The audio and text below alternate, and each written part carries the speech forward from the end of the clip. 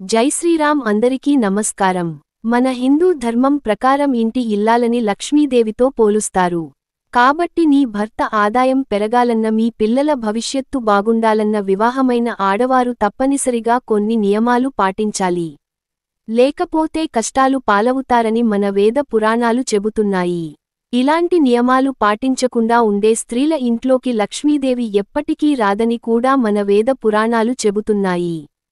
కాబట్టి ఇంట్లోకి లక్ష్మీదేవి రావాలంటే ఎలాంటి నియమాలు పాటించాలో ఇప్పుడు ఈ వీడియోలో పూర్తిగా తెలుసుకుందాం. మన పురాణాల్లో వివరించిన ఆచార పద్ధతులను పాటిస్తే ఎప్పటికీ పేదరికం ఏర్పడకుండా జీవితాంతం భోగభాగ్యాలు కలుగుతాయి. ఎంతటి అద్భుతమైన వీడియో మీ కంటపడిందంటే మీరు చాలా అదృష్టవంతులనే చెప్పవచ్చు. కాబట్టి ప్రతి ఒక్కరూ తప్పకుండా పాటించాల్సిన కొన్ని ఆచార పద్ధతుల గురించి ఈ వీడియోలో పూర్తిగా తెలుసుకుందాం. ముందుగా ఈ వీడియోకి ఒక లైక్ కొట్టి కాబట్టి ప్రతి ఒక్కరూ తప్పకుండా పాటించాల్సిన కొన్ని ఆచార పద్ధతుల గురించి ఈ వీడియోలో పూర్తిగా తెలుసుకుందాం. ముందుగా ఈ వీడియోకి ఒక లైక్ కొట్టి ప్రతి ఒక్కరూ జై శ్రీరామ్ అని కామెంట్ చేయండి. కొంతమంది ఇళ్లలో మాత్రమే లక్ష్మీదేవి తిష్ట వేసుకుని కూర్చుంటుంది. అలాంటి వ్యక్తులే త్వరగా ధనవంతులవుతారు. మీ ఇంట్లో కూడా లక్ష్మీదేవి స్థిర నివాసం ఉండాలంటే ఇంటి గుమ్మానికి ఎదురుగా చెప్పులు ఉంచకండి. ఇంటి ముందు చెప్పులు ఉంటే మీ ఇంట్లోకి దరిద్ర దేవత సులభంగా అడుగుపెడుతుంది. దీనివల్ల ఆర్థిక సమస్యలు పెరిగిపోతాయి. కాబట్టి ఇంటి ముందు చెప్పులు లేకుండా చూసుకోండి. ఇక సాయంత్రం సూర్యుడు అస్తమించిన తర్వాత ఉప్పు, నూనె, కోడిగుడ్లు అలాగే చీపురు ఈ 4 వస్తువులు ఇంటికి తెచ్చుకోకూడదు. సాయంత్రం సమయంలో ఈ వస్తువులు కొంటే మీ ఇంటి సంపద నశిస్తుంది. అలాగే సాయంత్రం సమయంలో తులసి మొక్కను అసలు ముట్టుకోకూడదు. తులసి మొక్క సాక్షాత్తు లక్ష్మీ స్వరూపం. సాయంత్రం సమయంలో తులసి మాత విశ్రాంతి తీసుకుంటుంది. కాబట్టి సాయంత్రం సమయంలో తులసిని ముట్టుకుంటే ఇంటి ఆదాయం తగ్గిపోతుంది. ముఖ్యంగా శనికి ఇష్టమైన శనివారం నాడు నలుపు వస్తువులను అసలు కొనకూడదు. దీనివల్ల ఏలినాటి శని దోషాలు ఏర్పడతాయి. శనివారం పొరపాటున కూడా గొడుగు, చెప్పులు, ఇనుప వస్తువులు, నువ్వులు నూనె ఇలాంటి వస్తువులు మాత్రం అసలు కొనకండి. మనలో చాలామంది కాకులకు ఆహారాన్ని వేస్తూ ఉంటారు. అయితే ప్రతిరోజు మనం భోజనం చేసే ముందు మీ భోజనంలో మొదటి ముద్దను తీసి కాకికి ఆహారంగా పెట్టండి. ఇలా చేయడం ద్వారా మీ పితృదేవతలు ఎంతో సంతృప్తి చెంది తరతరాలు తరగని ఐశ్వర్యాన్ని ప్రసాదిస్తారు. అలాగే కుటుంబంలో ఉన్న పితృదోషాలన్నీ తొలగిపోతాయి. మీ ఇంట్లో ఉన్న చికాకులు తొలగిపోయి కుటుంబంలో సుఖసంతోషాలు పెరగాలంటే ప్రతిరోజు మీ ఇల్లంతా పసుపు నీళ్లు చల్లుకోండి. మీ ఇంటికి ఉన్న అష్టదరిద్రాలు తొలగిపోయి అష్ట ఐశ్వర్యాలు కలుగుతాయి. వివాహమైన ఆడవారు పుట్టింటికి వెళ్ళినప్పుడు పుట్టింటి నుండి పులుపు వస్తువులు అలాగే చేదు వస్తువులు తెచ్చుకోకూడదు. ముఖ్యంగా చింతపండు, ఉసిరికాయ, మెంతులు అలాగే కాకరకాయ ఇలాంటి వస్తువులు అసలు తెచ్చుకోకూడదు. అలాగే మీ పుట్టింటి నుంచి ఎట్టి పరిస్థితుల్లోనూ రాళ్ల ఉప్పు మరియు నూనె తెచ్చుకోకూడదు. మంగళవారం మరియు శుక్రవారం రోజుల్లో ఆడపిల్లలు పుట్టింటి నుంచి అత్తారింటికి వెళ్లకూడదు. లక్ష్మీదేవి ఆశీర్వాదంతో మీ ఇల్లంతా ఐశ్వర్యంతో నిండిపోవాలంటే ప్రతి శుక్రవారం నాడు మీ వంటగదిలో ఉన్న గ్యాస్ పొయ్యిని శుభ్రం చేసి స్టవ్ పైన చిన్న ముగ్గు వేసి కుంకుమ బొట్లు పెట్టుకోండి. ఇలా ప్రతి శుక్రవారం చేస్తూ ఉంటే మీ ఇంట్లోకి పుష్కలంగా డబ్బు చేరుతుంది. గ్యాస్ పొయ్యిని లక్ష్మీదేవిగా భావిస్తారు. కాబట్టి గ్యాస్ స్టవ్ పైన పొరపాటున కూడా ఎంగిలి పాత్రలు పెట్టకూడదు.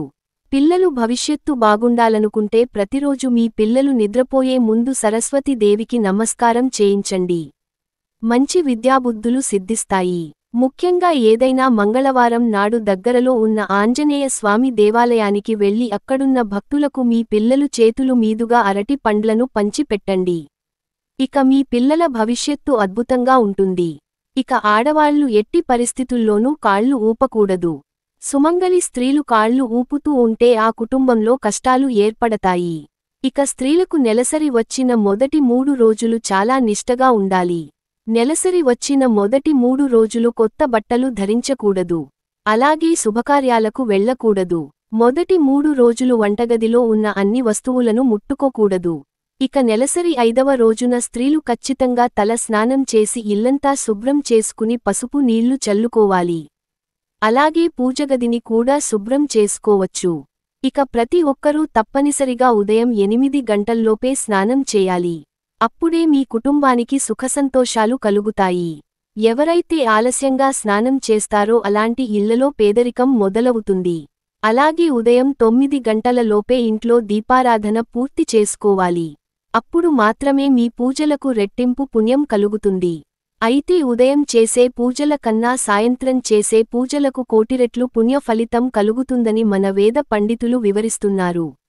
వివాహమైన స్త్రీలు స్నానం చేసిన తర్వాత వెంటనే పాపిట్లో కుంకుమ బొట్టు పెట్టుకోవాలి. ఏ స్త్రీ అయితే ప్రతిరోజు కుంకుమ బొట్టు పెట్టుకుంటుందో ఆ కుటుంబం మొత్తానికి అదృష్టం ఐశ్వర్యం కలుగుతుంది. అలాగే చినిగిన వస్త్రాలను ధరించకూడదు. ముఖ్యంగా మీ ఇంట్లో ఉన్న చిన్న పిల్లలకు చినిగిన వస్త్రాలు వేయకండి. లేదంటే వారి భవిష్యత్తు దెబ్బతింటుంది. ఇక భోజనం చేసే సమయంలో తూర్పుముఖంగా కూర్చుని భోజనం చేయాలి. అప్పుడు మాత్రమే మీరు తిన్న ఆహారం ఔషధంగా మారుతుంది.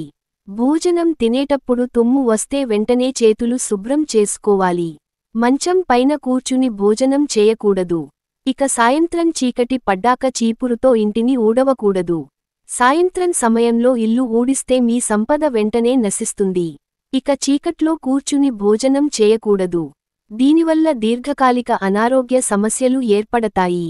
సాయంత్రం సూర్యుడు అస్తమించే సమయంలో దేవతలు తిరుగుతూ ఉంటారు. కాబట్టి సాయంత్రం సమయంలో పొరపాటున కూడా నిద్రపోకూడదు. సాయంత్రం సమయంలో ఎవరైనా నిద్రపోతే మీ ఇంట్లో ఉన్న లక్ష్మీదేవి వెంటనే బయటకు వెళ్ళిపోతుంది. మన వంటగదిలో అన్నపూర్ణాదేవి నివసిస్తుంది కాబట్టి పసుపు నీటితో వంటగదిని శుభ్రం చేసుకోవాలి. అలాగే వంటగదిలో ఉండే రాళ్ల ఉప్పును స్టీల్ డబ్బాలో పెట్టకూడదు. దీనివల్ల అప్పులు సమస్యలు పెరిగిపోతాయి. రాళ్ల ఉప్పును చిన్న జాడీలో భద్రపరచుకోండి. డబ్బు పరంగా మీ ఇంటికి బాగా కలిసి వస్తుంది. ఇక మీ వంటగదిలో ఉండే బియ్యం పసుపు అలాగే ఉప్పు ఈ 3 వస్తువులు ఎల్లప్పుడూ నిండుగా ఉండేలా చూసుకోండి. తద్వారా మీ ఇంటి సంపదలు పెరిగిపోతాయి. ఇక పెళ్లైన ఆడవారు ప్రతినిత్యం నైటీలు ధరించకూడదు. స్త్రీలు నిండు ముత్తైదువుల తయారయి ఇల్లంతా తిరుగుతూ ఉంటే ఆ ఇంట్లో పుష్కలంగా డబ్బు ఉంటుంది. అంతేకాని నైటీలు వేసుకొని ఇల్లంతా తిరిగితే ఇంటి సంపద ఖచ్చితంగా నశిస్తుంది. ఇక డబ్బులు విషయంలో చాలా జాగ్రత్తగా ఉండాలి.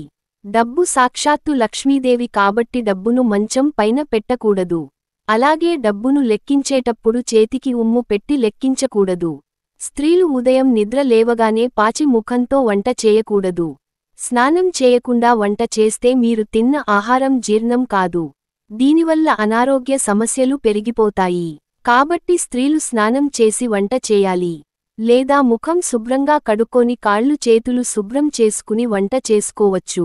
ఇక ఆడవారు బట్టలు ఉతికిన తర్వాత ఆ నీటిని కాళ్లపై పోసుకోకూడదు. బట్టలు ఉతికిన మురికి నీటిలో దరిద్ర దేవత నివసిస్తుంది. ఇక మనలో చాలామంది దేవాలయాల్లో దీపాలు వెలిగిస్తూ ఉంటారు. అయితే శివాలయానికి వెళ్లిన వారు నంది దగ్గర దీపాలు వెలిగించకూడదు. ఇక ప్రతి ఒక్కరూ తప్పనిసరిగా తులసి మొక్కను పెంచుకోవాలి. ఇంటి ముందు తులసి మొక్క ఉంటే మన ఇంట్లోకి దుష్టశక్తులు ప్రవేశించకుండా ఉంటాయి. ఇక సుమంగళి స్త్రీలు ఎప్పుడూ కూడా జుట్టు విరబోసుకుని తిరగకూడదు.